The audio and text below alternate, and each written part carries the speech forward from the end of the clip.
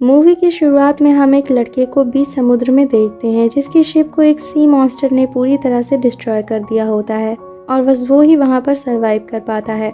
अब यहीं से सीन कट होता है और हम एक छोटी बच्ची को देखते हैं जिसका नाम मेजी ब्रम्बल होता है। मेजी के मॉम डैड एक शिकारी थे और एक सी मॉन्स्टर का शिकार करते हुए मारे गए थे, इसलिए मेजी भी अपने पेरेंट्स की तरह एक अच्छा शिकारी बनना चाहती थी। इसलिए वो रात को अपने हॉस्टल से भाग जाती है। अब यहीं से सीन शिफ्ट होता है और हमें समुद्र में बहुत सारे शिकारियों की शिप को दिखाया जाता है जो कि एक सी मॉन्स्टर का शिकार कर रहे होते हैं, जिनमें एक जेकब हॉलैंड नाम का शिकारी होता है। जेकब वही लड़का था जो हमें मूवी की स्टार्टिंग में दिखाया गया था। अब ये सभी उस जायंट मॉन्स्टर पर अपने स्पेयर से अटैक करते हैं, पर उस सी मॉन्स्टर की स्किन बहुत ज्यादा मजबूत थी, इसलिए उन स्पेयर्स का उस पर कुछ ज्यादा असर नहीं पड़ता। पर जेकब उस मॉन्स्टर के साथ बहुत बहादुरी से और आखिरकार कैप्टन क्रो जो कि उस शिप के कैप्टन होते हैं वो उस सी मॉन्स्टर को मार देते हैं और निशानी के तौर पर उस मॉन्स्टर की सींग को काट लेते हैं ताकि वो उसे किंग को देकर उसके बदले में इनाम पा सकें। अब ये सब यहाँ से वापस अपने शहर की ओर निकल जाते हैं। एक्चुअल में ये सब समुद्र के सबसे खतरनाक मॉन्स्टर रेड ब्लस्टर को मारने के लिए आए थे, पर इनका सामना दूसरे सी मॉन्स्टर से हो गया और उसके अटैक की वजह से इनकी शिप भी डैमेज हो गई थी, इसलिए इन्हें वापस लौटना पड़ा। अब रास्ते में कैप्टन क्रो जेकब को एक बुक दिखाते हैं और उसे बताते हैं कि इस बुक में सभी महान शिकारियों के कारनामे लिखे हैं और उनका भी नाम इनमें लिखा जाएगा जब वो उस जायंट रेड ब्लस्टर का शिकार करेंगे और उसके बाद वो अपनी शिप की कप्तानी जेकब को सौंप देंगे। अब ये सभी महल में पहुंच जाते हैं जहाँ पर ये किंग और क्वीन को उस मॉन्स्टर की सींग दिखाते हैं, जिसे देखकर क्वीन इन पर बहुत गुस्सा होती है क्योंकि इन्होंने अब तक रेड ब्लस्टर को नहीं मारा था जिससे इनके शहर को सबसे ज्यादा खतरा था। इसलिए इनसे इस मिशन को लेकर आर्मी सोल्जर को दे दिया जाता है क्योंकि उनके पास एक एडवांस टेक्निक शिप होती है जिससे वो रेड ब्लस्टर को आसानी से हरा सकते हैं। पर सभी शिकारी इनके अगेंस्ट होते हैं क्योंकि वो जानते थे कि ये शिप रेड ब्लस्टर के सामने 1 मिनट भी नहीं टिकेगी और आर्मी सोल्जर को मॉन्स्टर से लड़ने का कोई एक्सपीरियंस भी नहीं है और ऐसा करने से बहुत लोगों की जानें खतरे में पड़ सकती हैं। पर क्वीन कैप्टन क्रू की बात नहीं सुनती। तभी जेकब इनसे एक डील करने को कहता है। वो कहता है कि शिकारी और सोल्जर्स दोनों को मिशन पर भेजा जाए और अगर शिकारी रेड ब्लस्टर को मारने में कामयाब हो जाते हैं तो उन्हें शिकार करने से कोई नहीं रोकेगा और अगर आर्मी रेड ब्लस्टर को मार देती है तो वो सब शिकार करना छोड़ देंगे। इसलिए क्वीन जेकब की बात मान जाती है और अब सभी शिकारी रेड ब्लस्टर के शिकार के लिए निकल जाते हैं। तभी बीच रास्ते में ये सभी देखते हैं कि इनकी शिप पर मेजी है, तो जेकब उसे देखकर हैरान हो जाता है क्योंकि वो मेजी से पहले भी मिल चुका था जहाँ मेजी ने उसे बताया था कि वो उसकी तरह एक शिकारी बनना चाहती है। अब कैप्टन क्रो को मेजी की बहादुरी बहुत पसंद आती है, इसलिए वो उसे अपने शिप पर रख लेते हैं। अब सारा उसे अपनी प्रोटेक्शन के लिए एक चाकू देती है जिसे पाकर मेजी बहुत खुश होती है क्योंकि उसे लग रहा था कि अब वो भी उनकी तरह एक शिकारी है। अब रात को इन सब का सामना समुद्र के सबसे खतरनाक सी मॉन्स्टर रेड ब्लस्टर से होता है, जिसके बाद ये सभी उस पर अटैक करते हैं और उस पर रस्सी फेंककर उसे पकड़ने की कोशिश करते हैं, पर रेड ब्लस्टर इन पर भारी पड़ती है। वो इनकी शिप को उस रस्सी से समुद्र के अंदर खींचने लगती है जिससे पूरा शिप समुद्र में डूबने लगता है। ये देखकर मेजी उस रस्सी को काट देती है। अब रस्सी के टूटते ही शिप तो बच जाती है, पर जेकब और मेजी बीच समुद्र में गिर जाते हैं जहाँ रेड ब्लस्टर ठीक उनके सामने होती, पर वो उन पर अटैक नहीं करती और वहाँ से चली जाती है।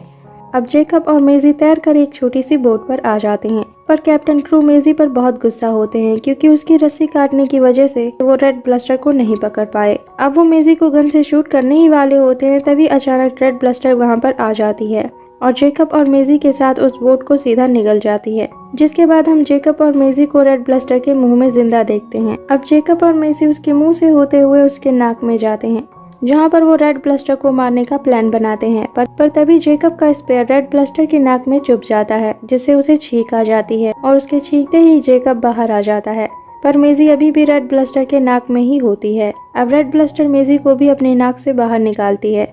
तभी जेकब उस पर चाकू से अटैक करने जाता है, पर रेड ब्लस्टर उसे पानी में बहा देती है, जिसके बाद वो उन्हें उसी आइलैंड पर छोड़कर वहाँ से चली जाती है।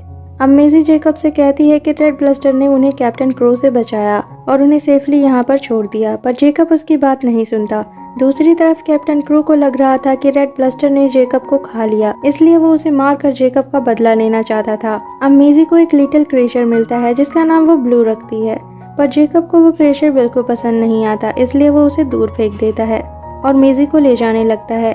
तभी गलती से उसका पैर वहाँ पर रखे अंडों पर पड़ जाता है, जिसमें से कई सारे क्रीचर्स निकलते हैं और उन्हें देखकर उन्हें अपनी फैमिली समझते हैं। इसलिए वो सब जेकब और मेजी का पीछा करने लगते हैं। पर तभी वहाँ पर उन क्रीचर्स की मॉम आ जाती है और जेकब और मेजी का पीछा करने लगती है। पर तभी मेजी जेकब के पीठ पर लगे उस क्रीचर को उसकी मॉम की तरफ फेंक देती है, जिससे वो मॉन्स्टर वहीं पर रुक जाती है। अब जेकब और मेजी यहाँ से जाने लगते हैं, पर तभी एक सी मॉन्स्टर उन पर अटैक कर देता है और वो उन्हें खाने ही वाला होता है। तभी वहाँ पर रेड आ जाती है और उस मॉन्स्टर से लड़ने लगती है, जिसके कुछ देर बाद वो उस मॉन्स्टर को हरा देती है। जिसके बाद वो जेकब और मेजी के बोट को अपने ऊपर रख लेती है और उन्हें आगे ले जाने लगती है। अब मेजी रेड को आगे जाने का रास्ता बताती है, तब रेड उसे फॉलो करती है। अब मेजी देखती है कि रेड की बॉडी पर बहुत सारे स्पेयर्स लगे हैं, जिन्हें शिकारियों ने उसे मारने के लिए चलाए थे।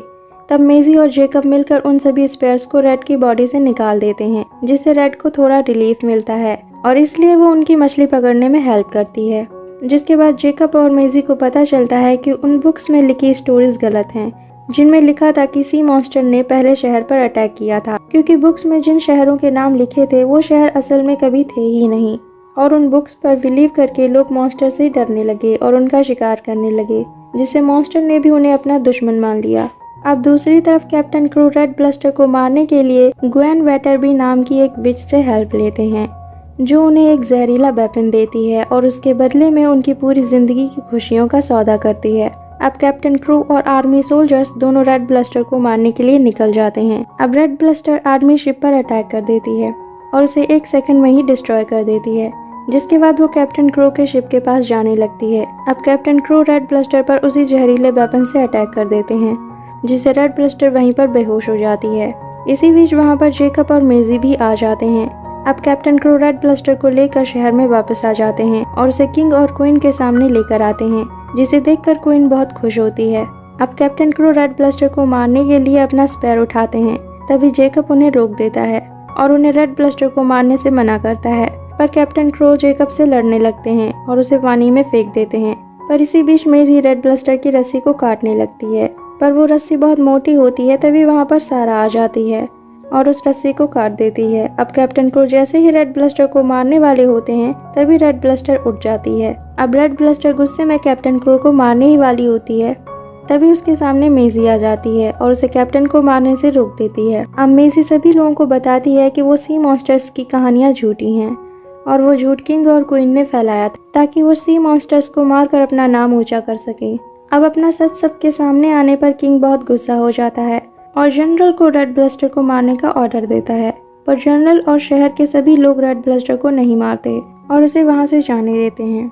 जिसके बाद फाइनली सी मॉन्स्टर का शिकार बंद हो जाता है और अब रेड ब्लस्टर समुद्र में आराम से रहती है और मेजी और जेकब भी एक फैमिली की तरह रहने लगते हैं। और यहीं पर ये मूवी एंड हो जाती है। मूवी एक्सप्लेनेशन अच्छी लगी हो तो like and share it and don't forget to subscribe my channel and thanks for watching.